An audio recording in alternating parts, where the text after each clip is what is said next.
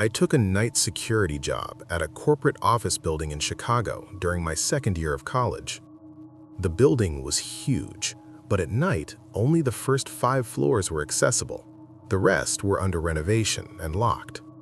The job was simple: patrol the floors, check the doors, watch the cameras, and write an hourly report in something called the night log. It was a shared system. Every guard used the same login, and every entry was timestamped automatically. On my 4th night shift, I logged in at 12 a.m. That's when I noticed something strange. The 1 a.m. entry was already filled. It said, "Patrol completed. No unusual activity." At first, I assumed the previous guard forgot to log out, so I deleted it and moved on. But before leaving the desk, a thought crossed my mind. How would you react if a system logged your actions before you even did them? At 1 a.m., I finished my patrol and came back to the desk. I rewrote the entry myself and sat down to watch the cameras. That's when I noticed the log updating again. There was a new entry for 2 a.m. I hadn't typed it. This one said, "Stairwell camera delayed. Subject paused longer than usual." My stomach dropped slightly. During my patrol, I had stopped in the stairwell to reply to a text. No one else should have known that. I pulled up the stairwell footage. The video showed me walking down the stairs, then stopping on the 3rd landing. I stood there for almost 30 seconds. Then the footage froze. Behind me, in the frame, someone was standing 1 level above, completely still. The timestamp read 1:27 a.m. I didn't remember anyone being there. I rewound the footage. The figure was gone. That's when I asked myself something I couldn't shake. If you saw someone standing behind you on camera but didn't remember them being there, would you trust your memory? Back at the desk, the night log refreshed again. A new line appeared beneath the others. Subject awareness increased. That's when it stopped feeling like a glitch, because glitches don't adapt. I called my supervisor. No answer. I checked the cameras again. Everything looked normal, too normal. Then another entry appeared. Stairwell camera offline. I hadn't touched anything. At what point do you stop calling it a system error and start calling it something else? At 2:30 a.m., the office lights shut off. Every floor went dark, except security. The hallway camera showed movement for half a second, then cut out. The night log typed one final line by itself. Shift coverage transferred. I stood up so fast my chair tipped over. From somewhere in the hallway, I heard footsteps. Slow, unhurried. I didn't wait to find out who or what had taken over my shift. I left the building without clocking out and never came back. Weeks later, I learned the previous guard had quit suddenly too. His final night log entry was identical to mine. So let me ask you this. If your workplace started watching you like this, would you stay for the paycheck?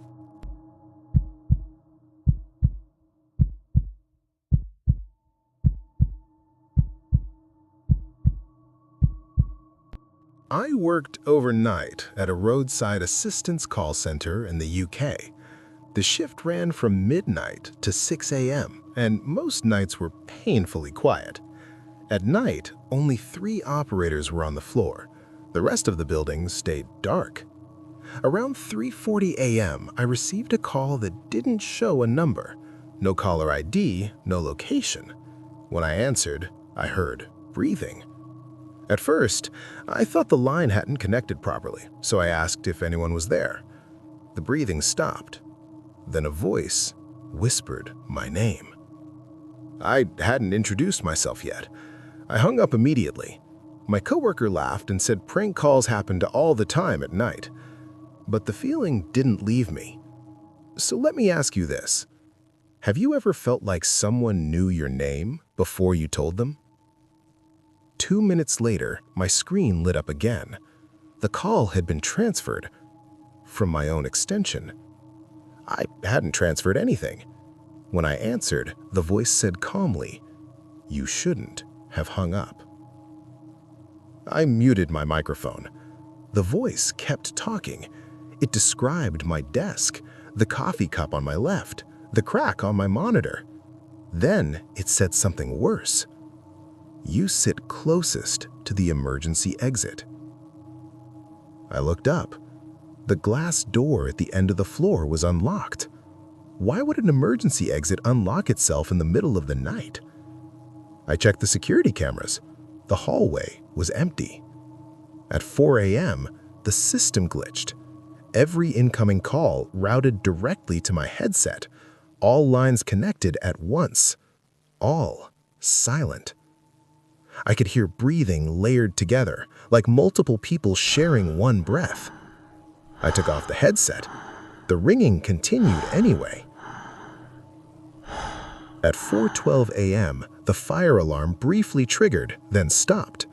No fire, no smoke, just silence. I left my desk and went outside to breathe. The building was locked behind me.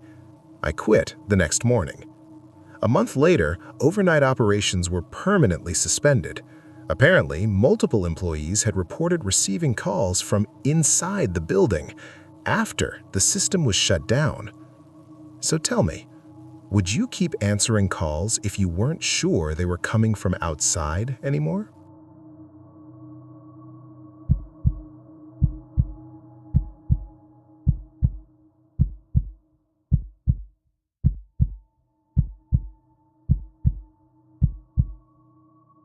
I worked as a night cleaner in a hospital in Germany.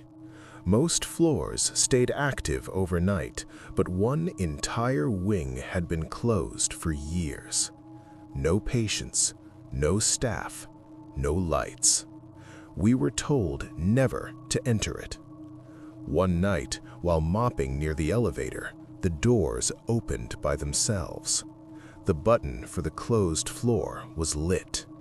I didn't press it. So ask yourself, if you never pressed the button, why was the elevator moving? The elevator went up. When the doors opened, the hallway lights turned on one by one, slowly. At the far end of the hall, a nurse stood facing the wall. I assumed she was lost and called out. She didn't respond. When she turned around, I noticed her badge had no name. Her eyes looked unfocused, like she was staring through me. She asked a simple question. "What time is it?" I checked my phone. 2:11 a.m. She nodded, stepped backward into a patient room, and closed the door. The hallway lights shut off again. I left immediately. The next day, I mentioned it to my supervisor. He stopped what he was doing and asked me to repeat the time. When I said 2:11, his expression changed. That floor had been shut down after a nurse was attacked by a patient years earlier. She died during a night shift at 2:11 a.m. Since then, several night staff had reported seeing lights turn on by themselves, always at the same time. So let me ask you, would you go back to work the next night after learning that? I didn't.